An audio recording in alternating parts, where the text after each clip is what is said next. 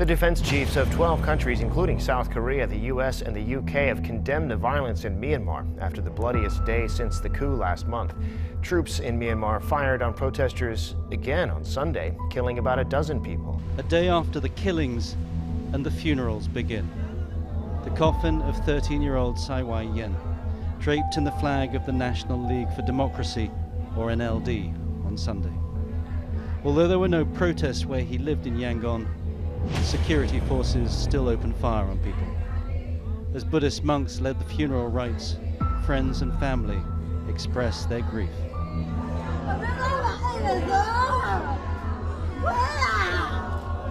"Why are you leaving me behind?" cries his mother, inconsolable.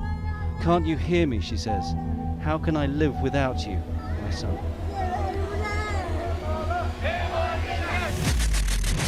Myanmar's ethnic armed groups have long feared attack from the air. Their basic weaponry is eclipsed by a professional armed force with high tech from China and Russia, and it's not a fair fight elsewhere either.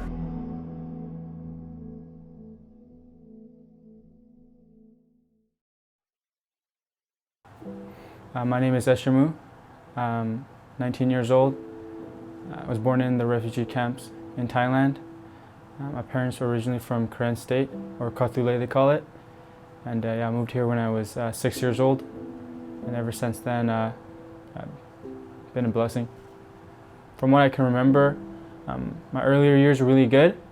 And I went to Douglas Park Elementary, moving my way up from, elementary to middle school.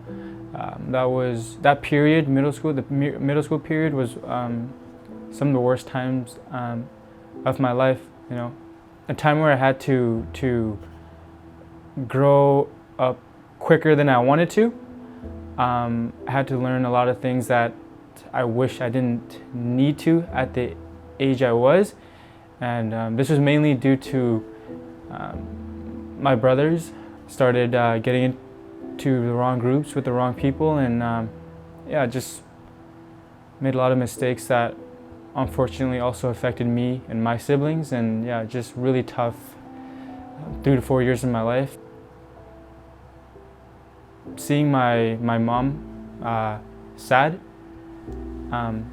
was really tough. Her emotions made me emotional, and the fact that she couldn't control what they did, even though she did so much for them, and yet they still did the things they did. But in the end of the day, my brothers are family, and we're always gonna, be together. Even though they did put me through a pretty tough time when I was a kid, I'm always gonna love them, and I'm always gonna want to see them win.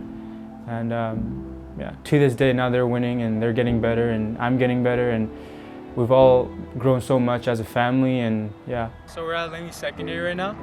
This is my old high school. Brings back a lot of good memories. Haven't been back here in almost 2 years now. Been really focused at Trinity, and one of the things that university taught me was I had to start taking initiative of my own academic career, and that no one was gonna, babysit me and make sure I get everything done on time. And in university, if you don't get stuff done in time, you get penalized, and that results in not good marks. And that's one of the big things that I had to learn in university, was that no one's going to help me. I have to help myself, right? Yeah, he's just has such a drive and dedication to what he wants to do.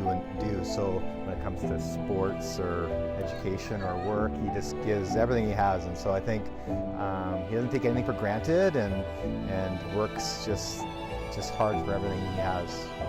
So, he's always worked hard, but I think when he was in grade 11, he was connected to the Trinity Western soccer team, and at the time, I believe Mike believed he was in grade 12 at the time, and based on his age, and knowing he had an opportunity to play on the team, he just pushed so hard to complete all his grade 12 courses well in his grade 11 year. And so, and now as a university student, just seeing just how incredibly hard he's working in class. And he shared with me, the struggles and the difficulties, but he's just who just continues to work hard, and to see his GPA right now is just absolutely incredible. And I think his story of coming to our country with nothing, with no language skills, with not even seeing running water before, and to see where he is today is a true testament just to like the power of what hard work does.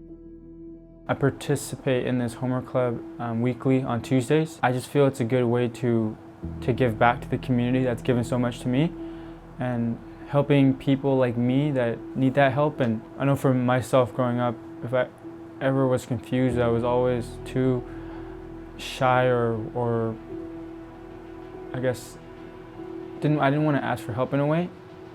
And I kind of want to break that barrier and help the kids in my community and make an impact in their academic career and show them that they are actually smart. Now, when I do something, I don't think of just myself. I think of my family. I think of my community. Become me accomplishing this, so the kids in my community can look at me and go, wow, okay, maybe I can do it as well. My goal has always been to be, a trendsetter, like a trailblazer in a way.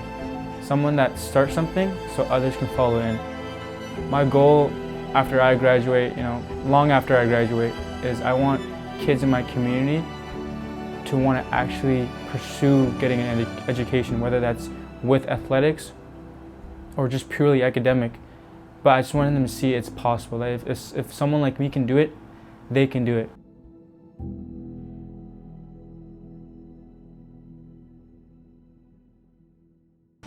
So yeah, I've been working at No Frills about a year and a half now. I originally got the job because when I first came to university, I needed a way to financially support myself. Obviously, just jumping into university versus high school, there's a lot more responsibilities, yeah? So I had to get this as a way to feed myself, really, right? Because the expectations were to, kind of man up in a way, right? Yeah, get some shots tonight. I can turn it to big screen too. Actually, get a shot of this. Get a shot of this.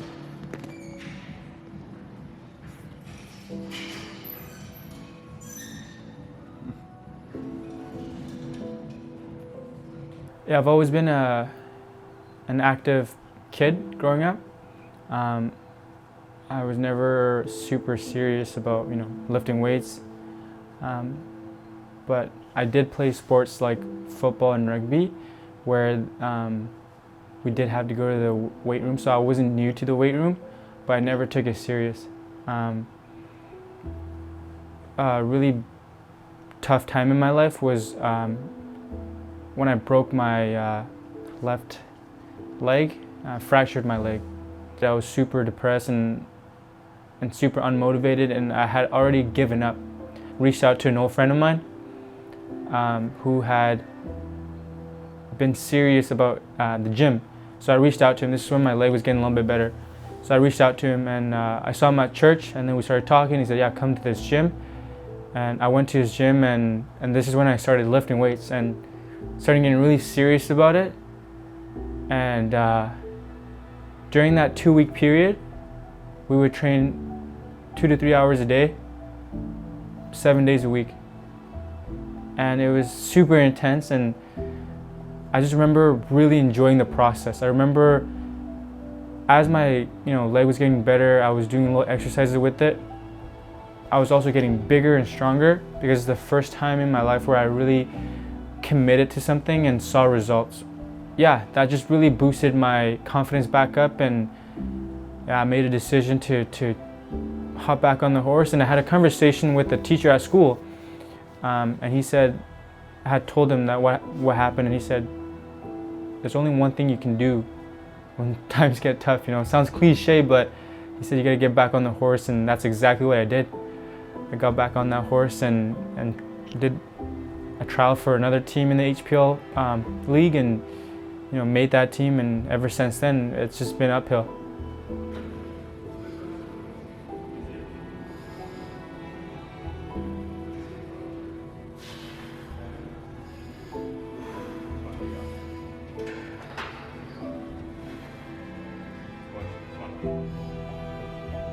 Let's go, Ash. Yep. You got it. Come on. Woo.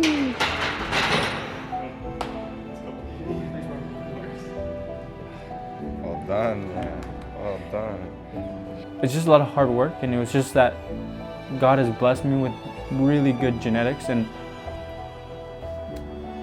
it's just, everything was meant to be. Like I almost look back at my broken leg as something that was supposed to happen for me to be the kind of player I am, which I feel is, I like to think of myself as someone that is strong on the ball. I wouldn't be able to be that if I didn't break my leg.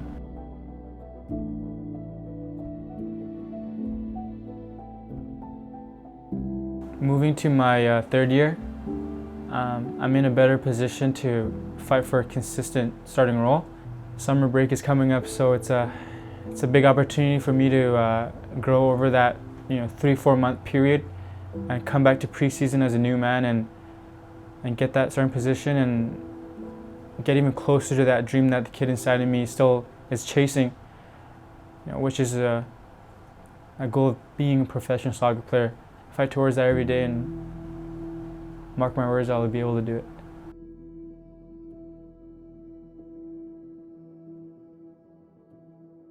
I want to be remembered as someone that showed up every day, that made the most of their time and didn't complain.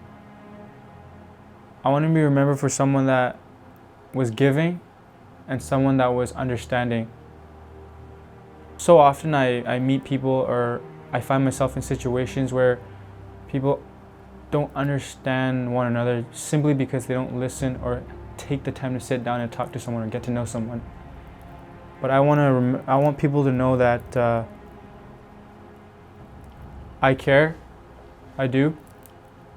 Especially for the people that are in my circle or the ones that care about me as well. Because I feel like, love is a two-way transaction, right? And the people that show me love, I know for a fact that they're always remembered. Even when I'm gone, the people that have shown me love will always know me as someone that will show them great amount of love back, because that's just the person I am. And that's what I want to be remembered as. Someone that loved, cared, and respected others. If I had to give someone, or younger me, an advice, especially when I was going through all those tough times, is two things. One thing is there always will be better days. Doesn't matter how tough it gets, they will be better days. And pray on it. Pray on it. And lastly, comparison is a thief of joy. And that's a quote by Teddy Roosevelt.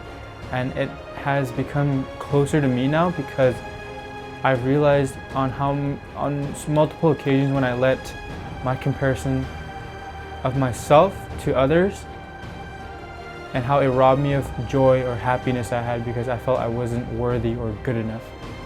So that would be the two main things I would tell myself or any younger kids, is things will get better, pray on it, and do not compare yourself to others, because you are good and you are beloved to God and you are worthy to God.